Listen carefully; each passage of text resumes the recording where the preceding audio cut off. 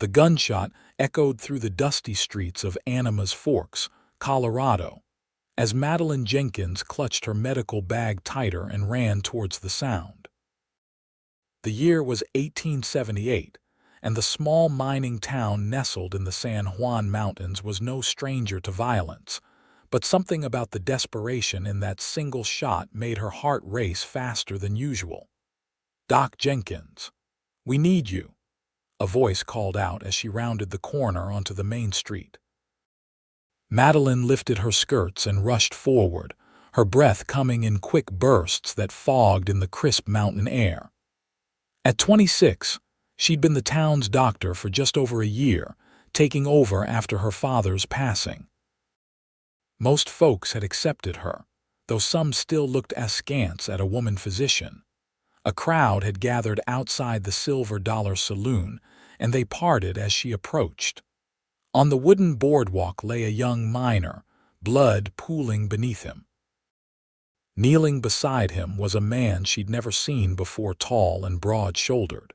His hat pushed back to reveal sandy brown hair, and intense blue eyes focused on pressing a bandana against the wounded man's chest. "I've been keeping pressure on it," the stranger said, his voice deep and steady despite the chaos around them. Madeline nodded, dropping to her knees and opening her bag. "You've done well. I'm Dr. Jenkins." "Finn McAllister," he replied, not taking his hands away from the wound. "He was shot over a card game. Bullets still in there." As she worked to stabilize the young miner, Sheriff Walter Briggs pushed through the crowd, his weathered face set in a hard frown beneath his gray mustache. "Another incident, Doc?" he asked, thumbs hooked into his gun belt. "Yes, and I'll need to get him to my office quickly," she replied, not looking up. The sheriff's eyes narrowed as they moved from the injured man to the stranger. "You new in town, mister?" "Just arrived yesterday," Finn answered. "Came looking for work at the mines." "Well, you picked a fine welcome," Sheriff Briggs muttered. "Someone help the doc get this boy to her office." With the help of Finn and another townsman, they carried the injured miner to Madeline's small medical office just down the street. For the next 2 hours, she worked to remove the bullet and stitch the wound while Finn McAllister stayed to assist, handing her instruments and holding the lamp steady when needed. "You've done this before," she observed as she tied off the final suture. "Army medic during the war," he replied simply. "Though I had less success than you're having." When they finished, the miner was sleeping peacefully under the effects of the laudanum she'd administered. Madeline washed the blood from her hands and arms in the basin, watching as Finn did the same. "Thank you for your help, Mr. McAllister. Not many men would have stepped in like that." "Finn, please," he corrected with a tired smile. "And anyone decent would have done the same." "Not in Animas Forks they wouldn't," she said, drying her hands on a clean towel. "Most men here are more interested in gold than in helping their fellow man." "Then I suppose I'm not most men," he replied, his eyes meeting hers briefly before he reached for his hat. "I should let you rest, doctor. You've had quite a day." "Madeline," she offered in return. "And yes, but this day is far from over. I need to check on Mrs. Peterson's newborn and then see to old Mr. Larson's cough." Finn placed his hat back on his head. "Would you allow me to walk with you? These streets seem a bit unpredictable." Something in his manner, earnest yet respectful, made her nod her agreement. As they stepped out onto the street, the late afternoon sun cast long shadows across the buildings. "So you're looking for mining work?" she asked as they walked. "That was the plan," Finn replied, matching his stride to hers. "Though I've done just about everything: ranching, carpentry, some prospecting. A man of many talents. Jack of all trades, master of none," he said with a self-deprecating smile. "Except for medicine, perhaps," she countered. "You have steady hands. That's rare." Their conversation flowed easily as they made their rounds, and Madeline found herself enjoying his company more than she'd expected. There was something comforting about his presence, solid and dependable, like the mountains that surrounded their little town. When they returned to her office that evening, Sheriff Briggs was waiting, his expression thunderous. "There you are, Doc. We need to talk." "Is something wrong, Sheriff?" she asked, immediately concerned. "Got word from Silver City. That woman you treated last month, the one with the fever." Madeline's heart sank. "Mrs. Colton, what about her? She died 3 days ago. Her husband's claiming you gave her the wrong medicine, says you poisoned her." The sheriff removed his hat and ran a hand through his thinning hair. "He's influential in those parts, got the ear of the territorial governor." "That's ridiculous," Madeline protested. "She had typhoid fever. I treated her with the standard remedies, but she was already very weak when her husband brought her to me." "Be that as it may," Sheriff Briggs continued, "Mr. Colton's coming here with the Silver City Marshal. They want to question you." He paused, his eyes hard. "Folks are already talking, Doc. This town doesn't need this kind of trouble." "What are you saying?" she asked, though she could already guess. "I'm saying it might be best if you packed up and moved on before they arrive. 2 days from now." The sheriff replaced his hat. "For your own good and the good of Animas Forks." "Sheriff, you can't be serious," Finn interjected. "You'd run your doctor out of town over an unproven accusation." Sheriff Briggs turned his glare on Finn. "This isn't your concern, stranger. And who might you be again?" "Finn McAllister. I just arrived in town yesterday." "Well, Mr. McAllister, you do well to mind your own business. Animas Forks was getting along fine before you showed up." "With all due respect, sir, it doesn't seem fine to me," Finn replied, his voice level but firm. "Dr. Jenkins saved that miner's life today. How many others has she helped in this town?" "That's not the point. It's exactly the point," Finn interrupted. "You're willing to lose a skilled doctor over hearsay from another town." The sheriff's face reddened. "Now you listen here." "No, you listen," Finn said, stepping forward. "She stays. And if she has to leave, I'll leave with her if needed." A tense silence fell over the room. Madeline looked from Finn to the sheriff, shocked by the unexpected defense from a man she'd just met. Sheriff Briggs finally broke the silence with a harsh laugh. "Well, ain't that touching? A drifter defending our lady doctor." He turned to Madeline. "You've got 2 days, Doc, then I expect you gone." He tipped his hat mockingly and left, the door slamming behind him. Madeline sank into a chair, her legs suddenly weak. "I can't believe this is happening."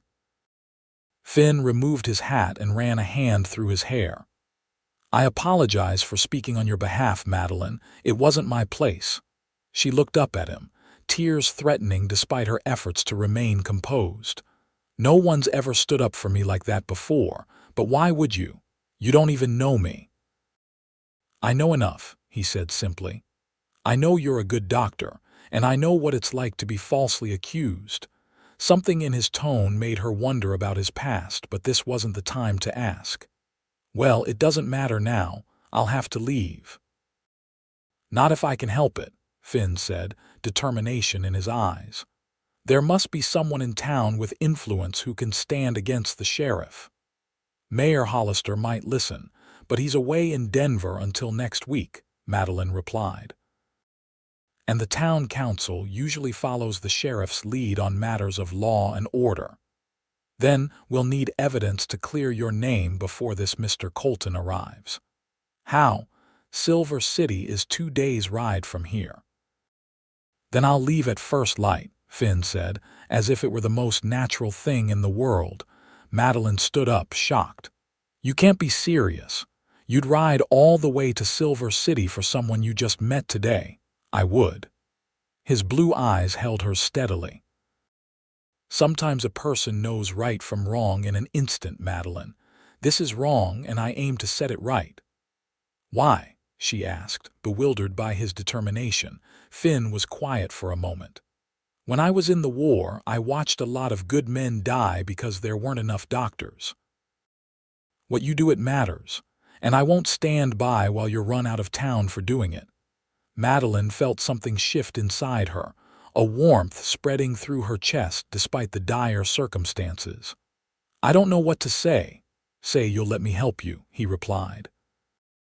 "And that you won't leave until I get back." Before she could respond, there was a knock at the door. When she opened it, she found Thomas Reynolds, the owner of the general store and a member of the town council. "Evening, Doc," he said, hat in hand. "I heard about what happened with the sheriff. My wife sent me over with some supper for you." He held out a covered basket. "That's very kind, Thomas. Thank you." "It's the least we can do," he replied, then lowered his voice. "Not everyone agrees with the sheriff, you know. You've helped a lot of people in this town." As if to emphasize his point, several more visitors arrived that evening, patients and their families, bringing food and words of support. By nightfall, her small parlor was filled with townspeople sharing stories of how she'd helped them, each one promising to stand by her. "See," Finn said quietly as they watched the last visitor leave. "You're not alone in this." "Thanks to you," she replied. "If you hadn't stood up to the sheriff, I'd already be packing. I just spoke the truth. These good people did the rest." He reached for his hat. "I should go." "You need rest, and I have an early ride tomorrow." "Finn," she called as he reached the door. "Be careful. Silver City can be rough." He smiled, the corners of his eyes crinkling. "I've survived worse, Doc. I'll be back before you know it." As Madeline prepared for bed that night, she found her thoughts returning to the mysterious Finn McAllister. There was something about him that didn't quite fit the image of a drifting cowboy, and education in his speech, a refinement in his manner despite his rough exterior. And why would a complete stranger risk so much for her? The next morning, she was surprised to find him at her door just after dawn, already mounted on a sturdy chestnut gelding. "I thought I'd check if you needed anything before I left," he explained. Madeline handed him a folded paper. "Mrs. Colton's medical record. It shows what treatments I administered and when." "This will help," he nodded, tucking it into his saddlebag. "There's something else," she said hesitantly. "If you can find Dr. Williams in Silver City, he was treating her before her husband brought her here. He might have documentation about her condition." "I'll find him," Finn promised. As he prepared to ride out, Madeline impulsively reached up and touched his arm. "Why are you really doing this, Finn?" His expression softened. "Maybe I'm tired of seeing good people suffer for doing the right thing." He tipped his hat and spurred his horse into motion, leaving her to watch his silhouette disappear into the rising sun. The day passed in a blur of patience and worry. Word had spread about Sheriff Briggs's ultimatum, and the town seemed divided, some avoiding her entirely while others made a point of bringing their ailments to her door, a silent show of support. By evening, tension hung over Animas Forks like an approaching storm. Madeline was checking her supplies when the door to her office burst open and Sheriff Briggs strode in, flanked by two deputies. "What is this about, Sheriff?" she demanded, straightening up. "Where's McAllister?" Briggs asked, ignoring her question. "He left town this morning." "Why?" The sheriff's mouth twisted in a smirk. "Seems your champion isn't who he claims to be. Got a wire from Denver this afternoon." He pulled a paper from his pocket. "Finn McAllister is wanted for questioning in connection with a stagecoach robbery near Pueblo last month. 2 men dead." Madeline felt the blood drain from her face. "That can't be right." "Can it?" Briggs challenged. "Man shows up out of nowhere, plays the hero, then rides out of town just as fast. Classic outlaw behavior." "He went to Silver City to find evidence that would clear my name," she insisted. "Is that what he told you?" The sheriff laughed humorlessly. "Wake up, Doc. He used you as a distraction while he laid low. Now he's in the wind again." Madeline shook her head, unwilling to believe it. "No, you're wrong about him." "Like I was wrong about you," Briggs countered. "I'm not waiting 2 days anymore, Doc. I want you out of town by noon tomorrow. Otherwise, I'll arrest you for aiding and abetting a fugitive." He tipped his hat mockingly. "Good evening." After they left, Madeline sat in stunned silence. Could she have been so wrong about Finn? His earnest manner, his willingness to help, had it all been an act? A soft knock interrupted her thoughts. She opened the door to find Sarah Reynolds, Thomas's wife, standing there with a lantern. "May I come in, Madeline?" she asked, her round face creased with concern. "Of course," Madeline replied, stepping aside. Sarah entered and placed the lantern on a table. "I heard what happened with the sheriff. Thomas sent me to tell you we have a room ready for you if you need it."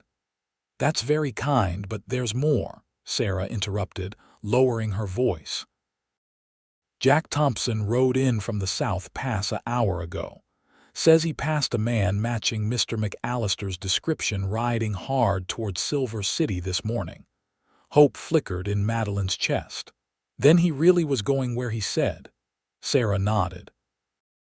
"Thomas thinks the sheriff is trying to scare you into leaving before Mr. McAllister returns.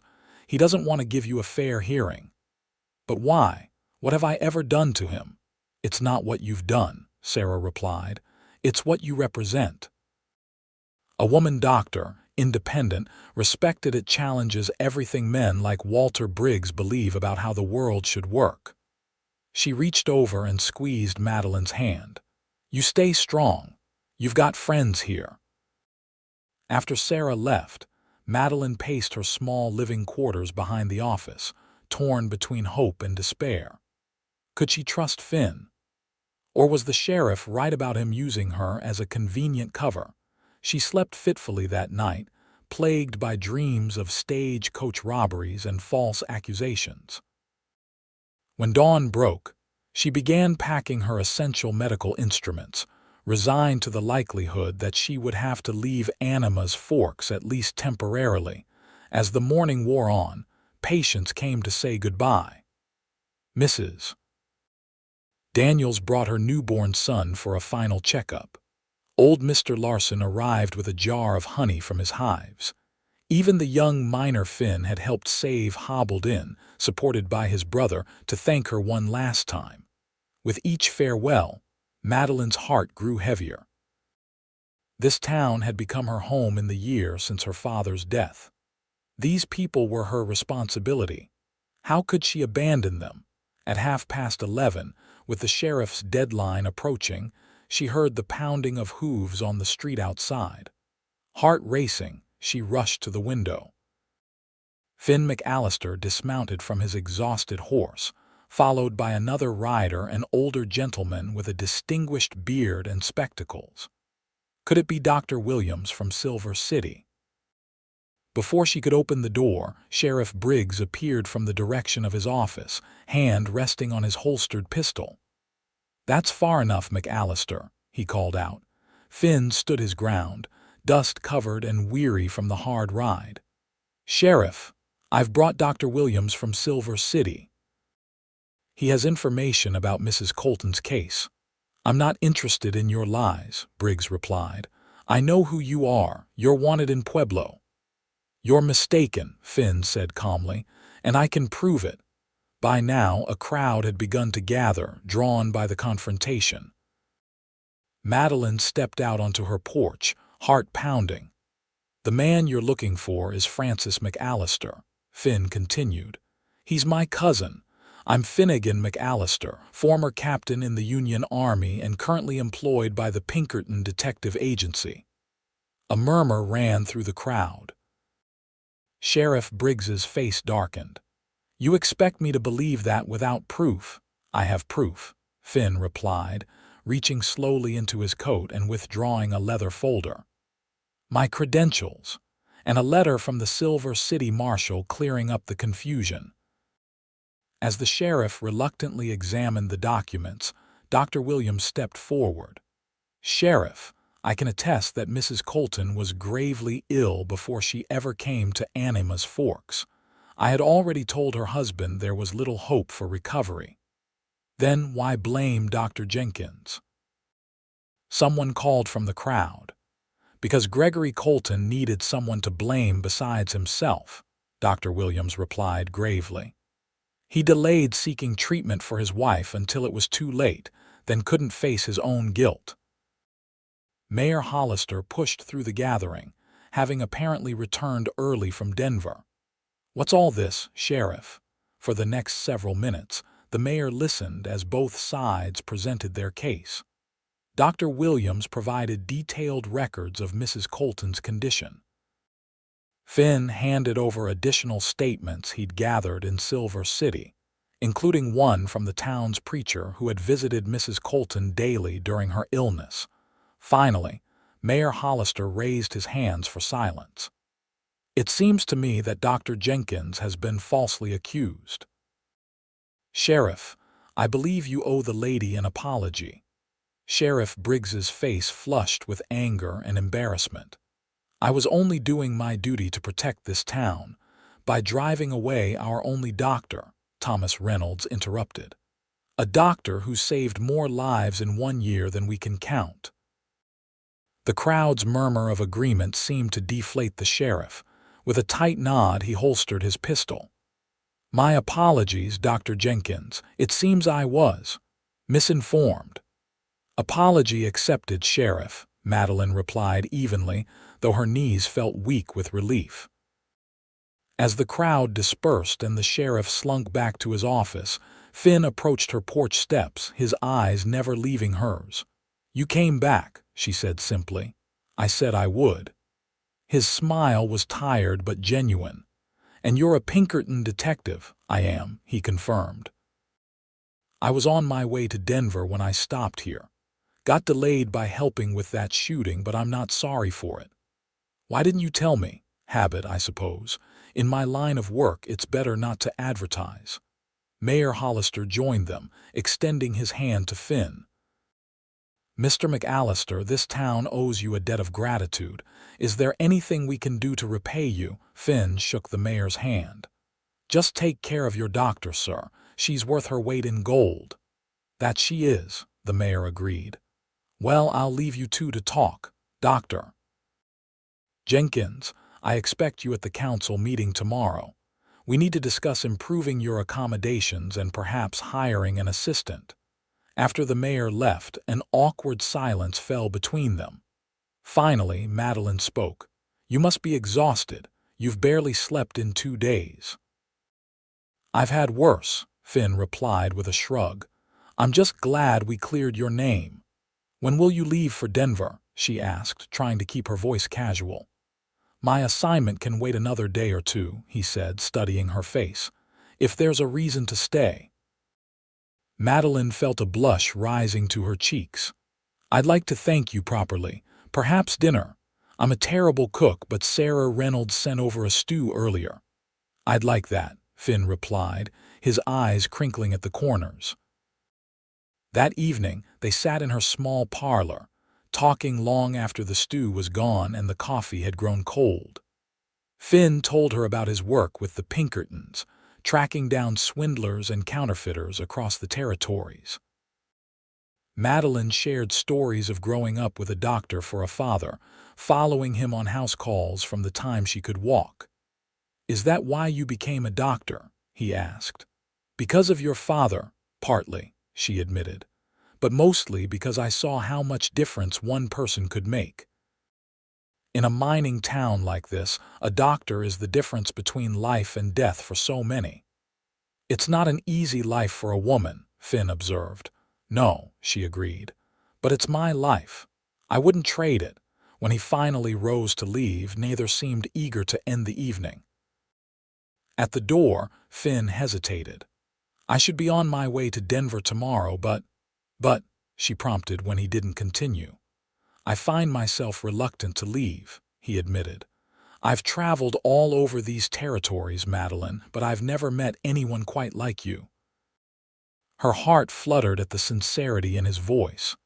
Perhaps your work might bring you back this way sometime. I think it might, he said, his eyes holding hers. Sooner rather than later. In the days that followed, Finn did indeed delay his departure for Denver. He found excuses to remain in Animas Forks, helping repair the roof of the church, assisting Thomas Reynolds with inventory at the general store, even spending time with Dr. Williams, who had decided to stay a few days, exchanging medical knowledge he'd gained during the war. But mostly, he spent time with Madeline.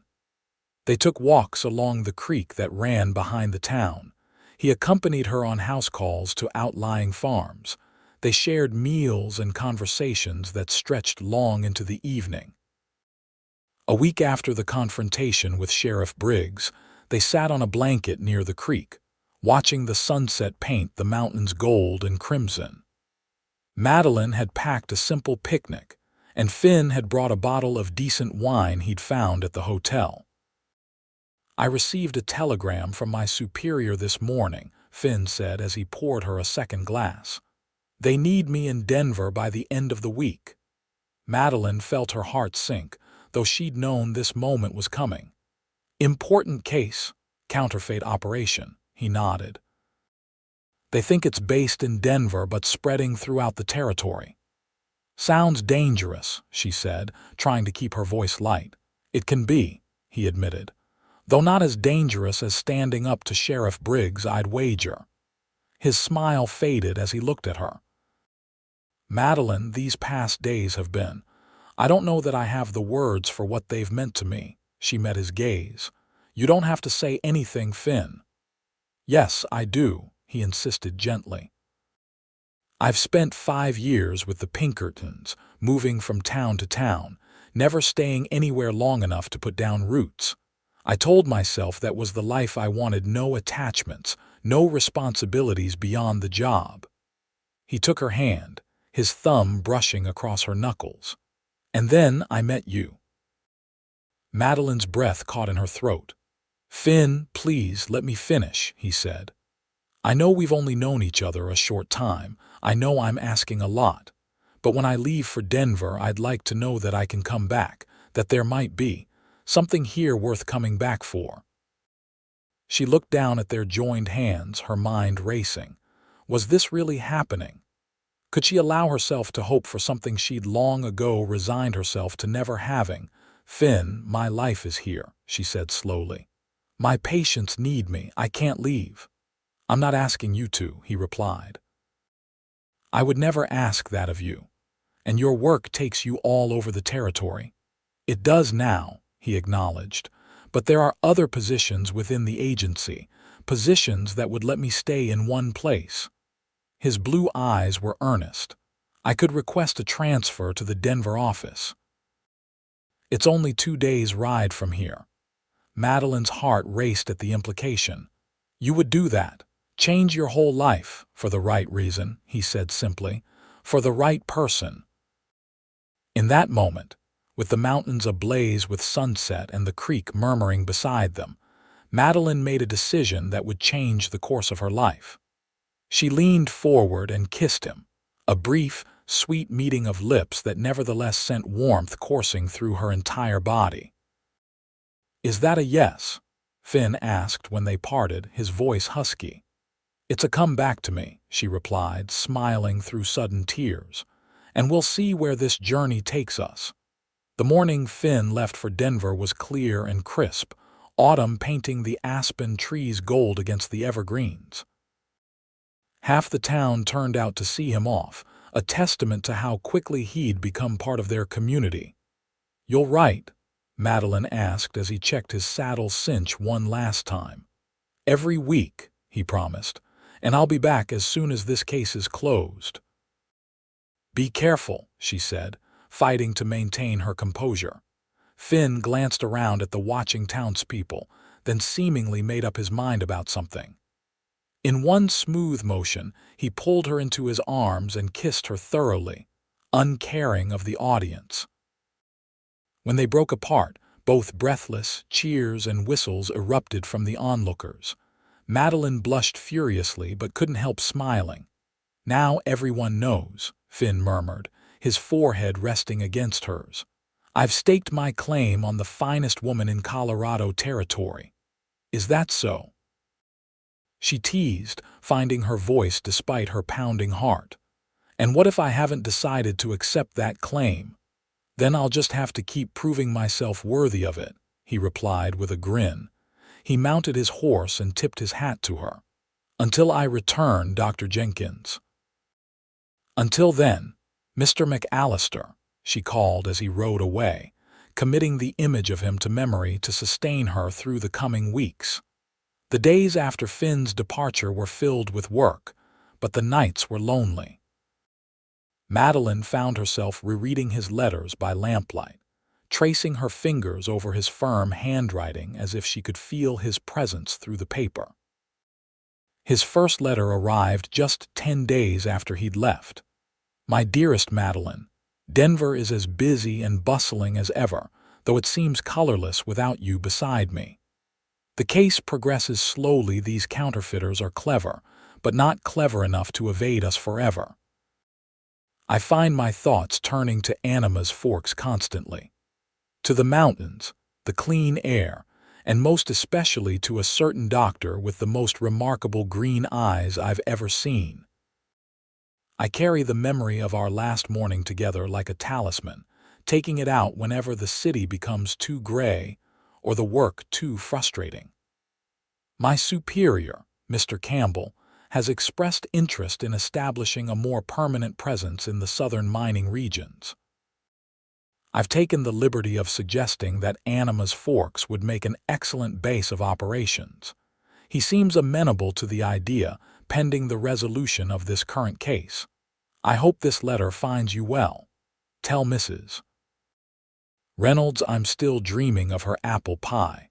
And let Thomas know the fishing tackle he recommended is proving quite useful. The South Platte River has been generous. Until I can hold you again. Yours. Finn. November came with its first heavy snows, turning Animas Forks into a winter wonderland, beautiful but increasingly isolated, as the mountain passes became treacherous. Madeline worried that Finn might not be able to return until spring, a prospect that left an ache in her chest. Her birthday fell on the 15th of November, a fact she'd mentioned only once in passing during their conversations. She spent the day treating Mrs. Parker's arthritis and setting young Billy Wilson's broken arm after a sledding accident, returning home exhausted as darkness fell early. To her surprise, a package waited on her doorstep, wrapped in brown paper and tied with string. Inside, she found a beautiful leather-bound medical journal, its pages blank and waiting to be filled with her observations and discoveries. A note was tucked inside the cover. Madeline, happy birthday. I wish I could deliver this in person, but the mountains have other ideas. Please know that with every snowflake that falls, my determination to return to you only grows stronger. The case is nearly solved. Soon, I'll be free to pursue what matters most. All my love, Finn. She held the journal to her chest, tears of happiness spilling down her cheeks. He remembered.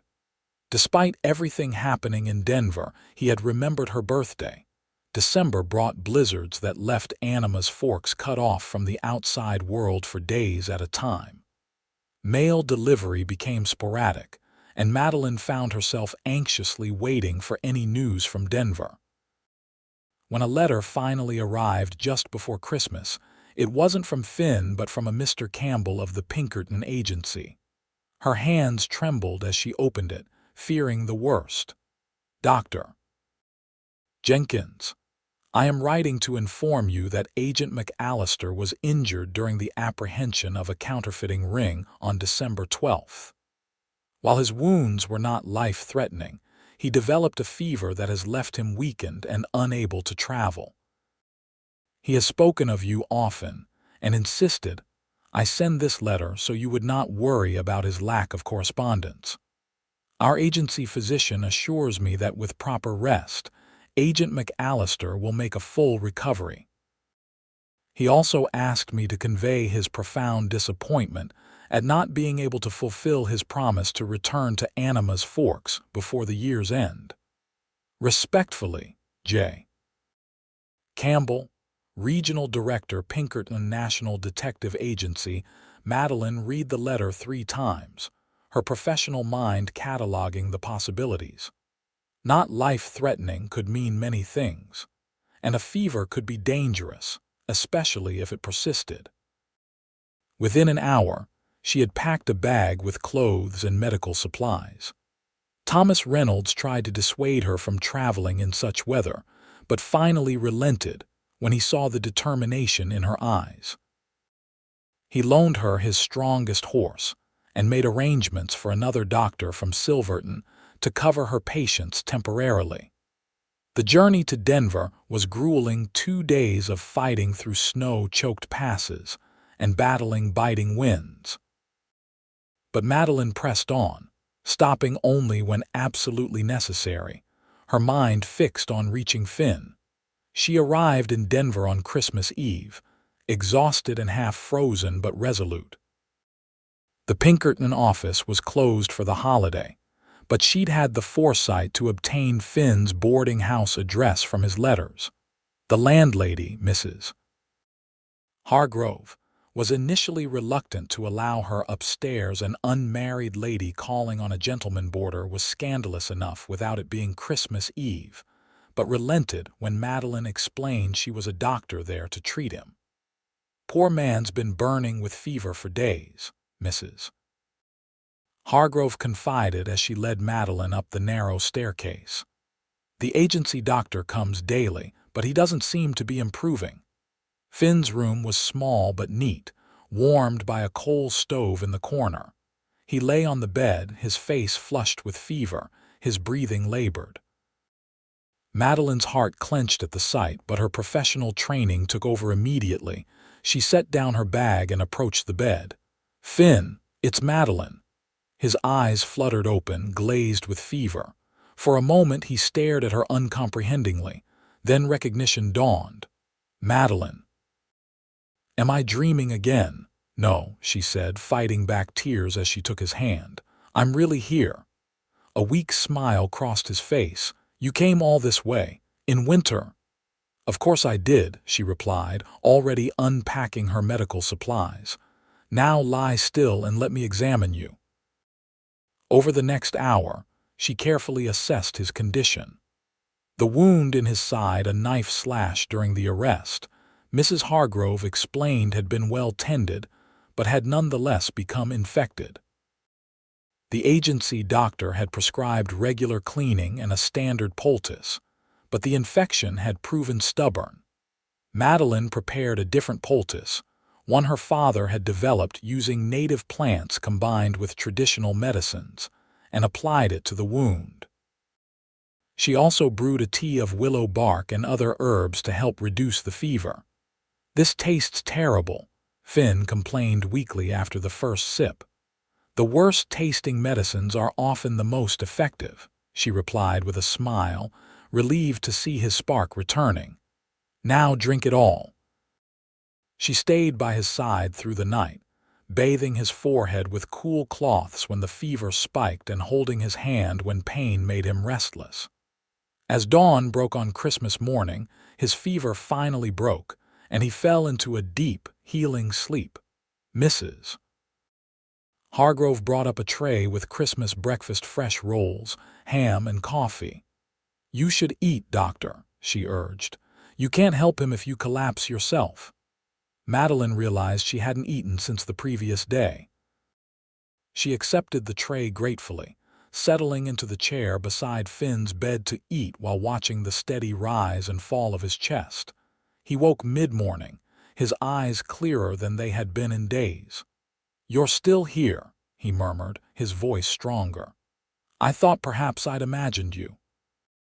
"I'm here," she confirmed, moving to sit on the edge of the bed, "and your fever has broken." "Thanks to you," he said, reaching for her hand. "Best Christmas gift I could have asked for." "Better than that medical journal you sent," she teased. "You received it," he smiled. I was afraid it might get lost in the snow. It was perfect, she assured him, though I nearly had heart failure when I got Mr. Campbell's letter instead of yours. I'm sorry for worrying you, Finn said, his expression sobering. These counterfeiters were more dangerous than we anticipated. One of them got too close with a knife. Well, you're on the mend now, Madeline declared, though you'll need to rest for at least another week before even thinking about travel. Does that mean you'll stay in Denver? He asked, hope evident in his voice despite his weakened state. I've arranged coverage for my patients until the new year, she replied. So yes, I'll stay to ensure my most stubborn patient follows doctor's orders. Over the following days, Finn's strength returned gradually. By New Year's Eve, he was able to sit up for extended periods and even walk short distances with support. Madeline remained vigilant, changing his dressing twice daily and ensuring he ate properly to regain his strength. They spent the holiday evening in his room, sharing a bottle of champagne misses. Hargrove had procured for the occasion. As midnight approached, Finn insisted on standing to properly welcome the new year. Are you sure? Madeline asked, concerned. You've made excellent progress, but some moments require a man to be on his feet, he interrupted gently, already pushing himself upright. This is one of them. She helped him stand by the window where they could see the distant fireworks being set off over downtown Denver. As the church bells began to ring out midnight, Finn turned to face her. Madeline, he began, his voice strong despite his recent illness, these past months have taught me something important. Life is unpredictable and often short, especially in our line of work. That's not very encouraging on New Year's Eve, she said lightly, though her heart had begun to race. Bear with me, he smiled, taking both her hands in his. What I mean is, when you find something precious, something worth holding on to, you shouldn't wait to claim it. Outside, cheers erupted as the new year of 1879 officially began. I love you, Madeline Jenkins, Finn declared, his blue eyes intense in the lamplight. I've loved you since that first day in Animas Forks when you saved that miner's life with such skill and determination. I want to build a life with you wherever that may be. Madeline felt tears welling in her eyes. Finn, let me finish, he said gently. I spoke with Mr. Campbell yesterday when he visited. The Pinkerton Agency is indeed establishing an office in southern Colorado. They've offered me the position of lead agent based in Animas Forks. He squeezed her hands. I can come home to you every night, Madeline, if you'll have me. If I'll have you, she repeated, a tear spilling down her cheek. Finn McAllister, I crossed mountain passes in a blizzard to reach you. I think it's fairly obvious that I love you too. His face lit up with a smile that chased away the last shadows of his illness. Then there's only one question left to ask. To her surprise, he lowered himself carefully to one knee, wincing slightly but determined. From his pocket, he withdrew a small velvet box. I had this with me the day I was injured, he explained. I was planning to return to Animas Forks and propose properly with a sunset and mountains and all the romantic trimmings you deserve. He opened the box to reveal a delicate gold ring with a small but perfect diamond. It's not grand, but it's beautiful, she interrupted, her voice thick with emotion. Madeline Jenkins, will you marry me? Finn asked, looking up at her with such love that it took her breath away. Will you be my wife, my partner, my home? Yes, she whispered, then louder. Yes, Finn. Yes to all of it. His hands shook slightly as he slid the ring onto her finger. When he tried to stand, she had to help him, both of them laughing and crying at once. This isn't exactly how I planned it, he admitted as she helped him back to the bed. It's perfect, she assured him, kissing him softly. Though next time you propose, try not to do it while recovering from a life-threatening fever. Next time, He raised an eyebrow, pulling her closer. Figure of speech, she murmured against his lips. They were married in the spring of 1879, when the snow had melted and wildflowers carpeted the meadows around Animas Forks. The entire town turned out for the celebration, even Sheriff Briggs, who had gradually developed a grudging respect for both the doctor and her Pinkerton detective. Finn established the Pinkerton office in a small building next to Madeline's medical practice, and soon they developed a reputation as a formidable team. While he tracked down criminals and maintained order in the mining regions, she continued her work as a physician, eventually training several young women as nurses and midwives to expand medical care throughout the area. Their first child, a son they named James, arrived in the summer of 1880, delivered by Sarah Reynolds when complications arose and Madeline needed assistance. Their daughter Elizabeth followed 2 years later, and another son, William, 2 years after that. As the children grew, so did Animas Forks. The silver mines brought prosperity, and the town expanded with new businesses and homes. Finn's position with the Pinkertons evolved into something more akin to a regional marshal, respected and trusted throughout the territory. Madeline's medical practice thrived as well. With Finn's encouragement, she began documenting her treatments and observations in the leather-bound journal he had given her, eventually publishing her findings in medical journals back east. Her innovative approaches to mining injuries and altitude-related illnesses brought recognition from medical societies in Denver and beyond.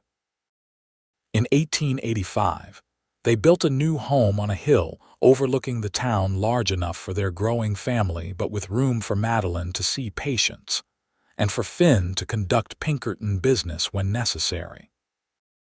The front porch faced the mountains, where they often sat in the evenings watching the alpenglow paint the peaks pink and gold.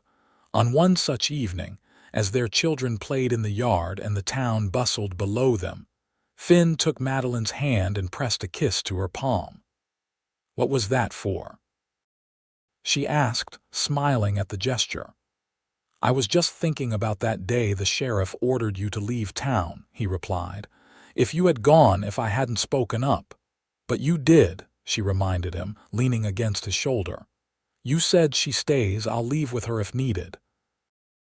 "Best decision I ever made," Finn said, his arm tightening around her waist, "though I didn't actually expect to leave with you that day." "Didn't you?" Madeline teased. "I think part of you knew even then." "Knew what?" "That wherever I went you would follow. And wherever you went, I would find you." She turned to face him, cupping his cheek in her hand.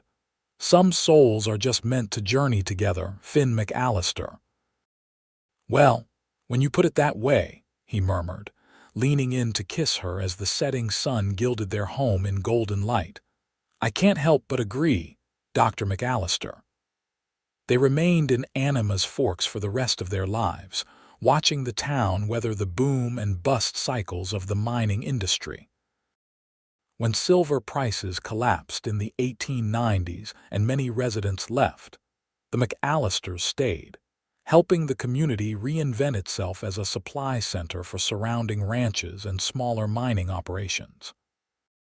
Their children grew up strong and independent, James following his father into law enforcement, Elizabeth pursuing medicine like her mother, and William becoming a teacher in the town school they helped establish. In 1908, on their 30th wedding anniversary, the town held a celebration in their honor. By then, Finn's hair had turned silver and Madeline's once auburn locks were streaked with gray, but their devotion to each other and to Animas Forks remained unwavering. As they stood together receiving the community's tributes, Mayor Wilson, the former young miner whose life they had saved on the day they met, raised his glass in a toast to Dr.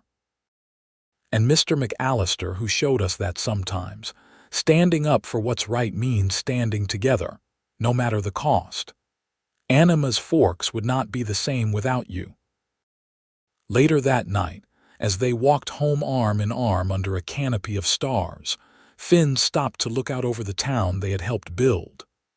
"Do you ever wonder what might have happened if I hadn't ridden into Animas Forks that day?" he asked. Madeline shook her head, smiling up at the man who had changed her life with a single act of courage. "No," she said simply, "because you did, and I believe you always would have, one way or another." "How can you be so sure?" he asked, his blue eyes still bright despite the years. "Because some stories are just meant to be told," she replied, standing on tiptoe to kiss him as the mountain breeze carried the scent of pine and promise. "And ours, my love, is one of them."